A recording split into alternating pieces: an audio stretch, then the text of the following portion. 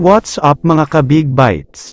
Abueva suspended na naman, may 1 million pa daw na multa. Pero bago ka sana magpatuloy sa panunood ay huwag mong kalimutang mag-subscribe sa aking YouTube channel. May balita lang tayo sandali tungkol sa player ng Terra Firma Jeep na si Christian Standhardinger, dahil matunog talaga ang usap-usapan na matapos ang dalawang tambak na pagkatalo nila, ay aalis na si Stan sa team na ito. May mga nagsasabi kasi na hindi daw talaga masaya si Standhardinger sa bagong team niya, hindi siya masaya sa sistema, sa coach ang staff at sa mga kakampi niya, kaya trending at pinag-uusapan talaga ang tungkol sa posibleng pag-alis niya.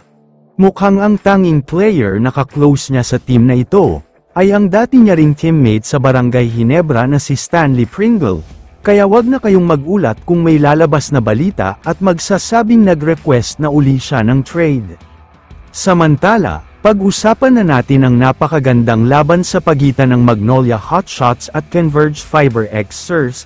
Akala ng mga fans ay magiging blowout at tambak na ang score dahil kontrolado ng Magnolia ang laban. Mula first quarter hanggang sa kalahati ng fourth quarter, walang ibang nagpakitang gilas kundi ang Magnolia lang. Wala talagang magawa ang Converge at tinambakan sila ng halos 20 points sa naging laban na ito. Pero nag-iba ang takbo ng laro sa last 6 minutes ng laban, kung saan nag-init si Kevin Racal, nabura nga ang malaking kalamangan ng Magnolia at naibaba na lang sa 5, kaya sobrang saya na talaga sa bench ng Converge. Pero ang problema, nagkaroon ng isang play na naiwanang open si Mark Baroka kaya naipasok niya ang 3. Dito na din nagsimula ang run ng Magnolia dahil gumawa sila ng 7-0 run, kaya tuluyan nang natapos ang laban. Samantala, may isang part sa laban na natawagan si Calvin Abueva ng flagrant foul penalty 1 dahil sa tama niya kay Justin Arana. Mukhang sadya ito kaya hindi nagdalawang isip ang mga referees na tawagan si Abueva ng F1. Nagkaroon ng maliit na black eye si Arana.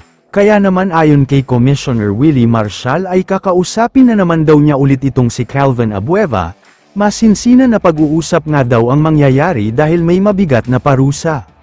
Posibleng patawan daw siya ng suspension, at sa pagkakataong ito ay mas malaki ang multa, pwedeng umabot sa 1 million pesos. Wala pang karagdagang updates ang mga source tungkol dito, kaya abangan sa susunod na video para sa iba pang updates. Kaya naman kung kayo ang tatanungin, ano ang masasabi nyo sa ginawa ni Calvin Abueva? I-comment mo naman ang opinion mo tungkol sa tanong na ito. Dito na muna nagtatapos ang video na ito. Maraming salamat sa panunood mga ka-Big Bites. God bless sa inyong lahat.